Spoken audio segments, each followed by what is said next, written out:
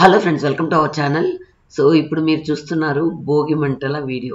ఇది యాక్చువల్గా last month పెట్టాల్సింది. సో బాగా లేట్ అయిపోయింది అనమాట.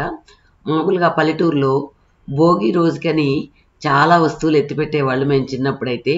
అంటే అప్పుడు బుట్టలు అల్లకం బుట్టలు, చాటలు, ఇలా గంపలు, ఇలా అన్నీ చాలా రకాలుగా ఉండేటివి కదా, ఎదురుతో చేసినవి. అవన్నీ పోయిన బుట్టలన్నీ ఒక పక్కన వేసి పెట్టుండేవాళ్ళు అన్నమాట భోగి మంటల కోసం. సో అప్పుడు ఇంట్లో పనికిరాని వస్తువులు, ఏదైనా మంట పెట్టేదానికి వీలుగా ఉన్న ఏ వస్తువులైనా సరే అలా పల్లెటూరు కాబట్టి ఏదైనా కొట్టంలోనో లేదా మనం పశువులు ఉండే పాకలోనో వేసి అలా పెట్టుండేవాళ్ళు. భోగి రోజు అయితే అన్నీ ఈ విధంగా తగలబెట్టేవాళ్ళు అన్నమాట. ఇంకా మా ఊర్లో అయితే భోగి రోజు అందరూ దొంగతనాలకు వచ్చి ఇంట్లో కోళ్ళు పట్టుకుపోవడం, కట్టెలు ఎత్తుకుపోవడం, ఇలాంటి చిన్న చిన్న దొంగతనాలు చాలా ఫన్నీగా ఉండేటివి ఆ రోజుల్లో. బాగా టైం పాస్ అయ్యేది అనమాట. సో అదేవిధంగా మా బొడ్డోడు, పూజి అందరూ కూడా ఇలా భోగి మంటలు వేస్తూ ఉన్నారు ఇక్కడ. ఎందుకు ఎర్రంగా వచ్చినట్టున్నాయా?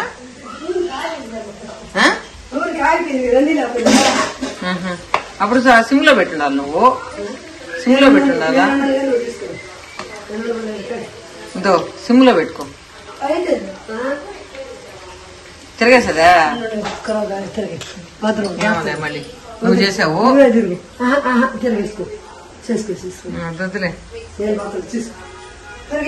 ఇది పండక్కి కజ్జికాయలు చేస్తున్నాం అన్నమాట. సో ఏంటంటే కజ్జికాయల లోపల స్టఫ్ నాకెందుకో కొబ్బరి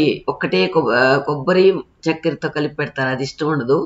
దానిలో ఇప్పుడైతే డ్రై ఫ్రూట్స్, తర్వాత శనగల పొడి, కొద్దిగా కొబ్బరి, ఇవన్నీ వేసి లోపల స్టఫ్ గన చేస్తే చాలా టేస్ట్గా కూడా ఉంటాయన్నమాట కజ్జికాయలు.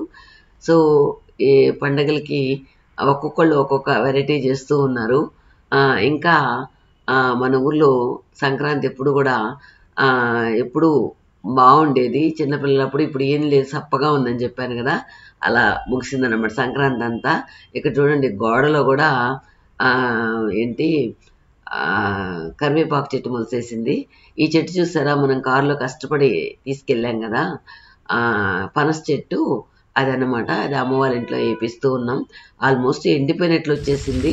కాకపోతే వాళ్ళు ఏం చెప్పారంటే, లేదు ఇంకా మళ్ళీ కొత్తగా ఎగురుపడుతుంది అని చెప్పారు. మొత్తానికైతే నాకైతే నమ్మకం లేదు అది బతుకుద్దని. మా వారికి మా అమ్మకి చెట్ల పిచ్చి ఎక్కువ. సో అది ఎట్లయినా సరే బతికితే బాగుండు అనుకుంటూ ఉన్నారు. సో నేను చెప్పాను కదా, త్రూ అవుట్ ఇయర్ కాసే చెట్టు అనమాట ఇది. జాక్ ఫ్రూట్ పనస చెట్టు ఎప్పుడు కాస్తూ ఉందంట.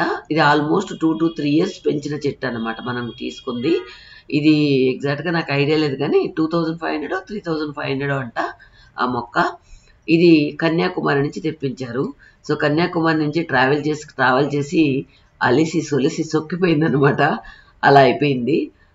సో మొత్తానికి పనసకాయలు కాస్తాయా లేదనేది ఈ చెట్టు బతికి నాకు తెలుస్తుంది అనమాట. సో ఇక మా పొలాల్లో అలా వెళ్ళేసి వద్దాం, వచ్చేయండి. చూడండి పొద్దున్నే సూర్యుడు ఉదయిస్తూ పచ్చని పంట పొలాల్లో ఎంత ఆహ్లాదంగా ఉందో. సో అమ్మ చాలా రోజులైన తోట దగ్గర కంటే చూద్దామంటే వెళ్ళామన్నమాట. సో మా వారికి కూడా పొలాలంటే చాలా ఇంట్రెస్ట్. తనకి వ్యవసాయం చేయడం అంటే బాగా ఇష్టం అనమాట. అదే మేము అనుకుంటున్నాం, పూజీ ప్రణవ్ సెటిల్ అయిపోయాక హ్యాపీగా ఊర్లో పోయి వ్యవసాయం చేసుకుందామని. ఏమైనా సిటీస్తో పోలిస్తే పల్లెటూరులో ఉంటే ఆ లైఫే కొంచెం పీస్ఫుల్గా ఉంటుందని అనిపిస్తూ ఉంటుంది నాకైతే. ఇలా పచ్చని పొలాల మధ్యలో ఒక చిన్న గుడిసేసుకుని ఉన్నా కూడా ఎంతో అద్భుతంగా, ఆనందంగా, ఆహ్లాదంగా జీవితాన్ని ఆస్వాదించవచ్చు అనిపిస్తూ ఉంటుంది. చూడండి ఇక్కడ వర్క్ జరుగుతూ ఉంది, రోడ్ వర్క్. ఇక్కడ ఈ పొలాల్లో మా నాన్న ఉండేటప్పుడైతే ఎక్కువగా మిరప, వేరుశెనగ అలాంటివి ఎక్కువ వేసేవాళ్ళు అనమాట. ఒక్కొక్కసారి చెరుకు అవి ఎక్కువ పండించేవారు. కానీ ఇప్పుడు పని చేయలేక లేబర్తో కొంచెం కష్టం అవడం వల్ల చాలా వరకు కూడా ఈ సవకేసేస్తున్నారు అనమాట. ఇదైతే 5 years వరకు మనకు దీంతో పని లేదనమాట, వర్క్ ఉండదు. చాలా పడి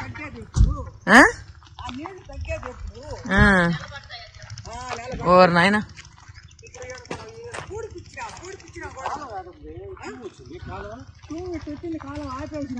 ఈ రోడ్డు వల్ల నిలిచిపోయినాయా? ఈ రోడ్డు వల్ల నిలిచిపోయినాయా? రోడ్డు వల్ల నిలిచిపోయినాయి కదా నీళ్ళ. కుళ్ళిపోవా కుళ్ళిపోవా కుళ్ళిపోవా?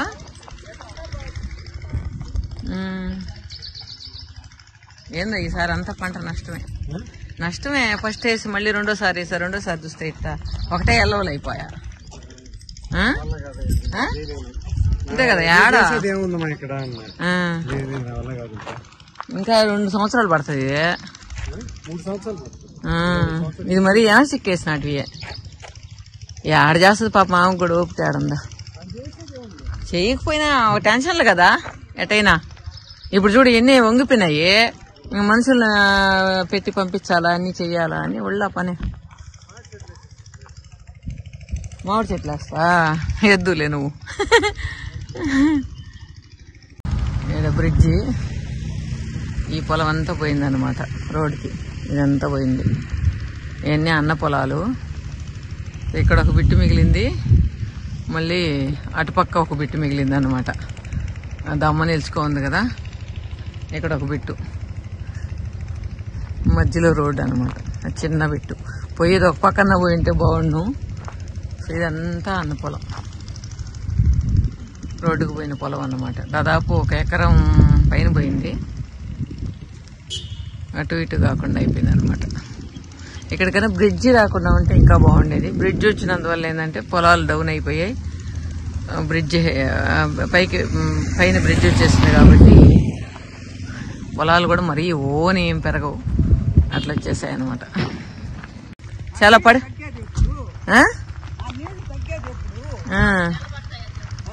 ఓరు నాయనా.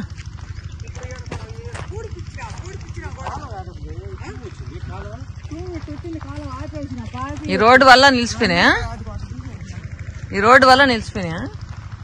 రోడ్డు వల్ల నిలిచిపోయినాయి కదా నీళ్ళ. కుళ్ళిపోవా కుళ్ళిపోవా కుళ్ళిపోవా?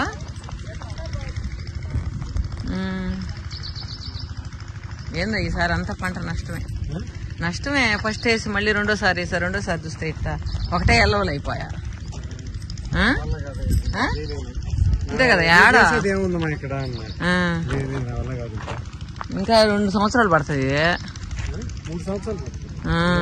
ఇది మరీ ఏమైనా సిక్కేసినట్టు ఏడ చేస్తుంది పాప. మామ కూడా ఓపిక ఏడుందా.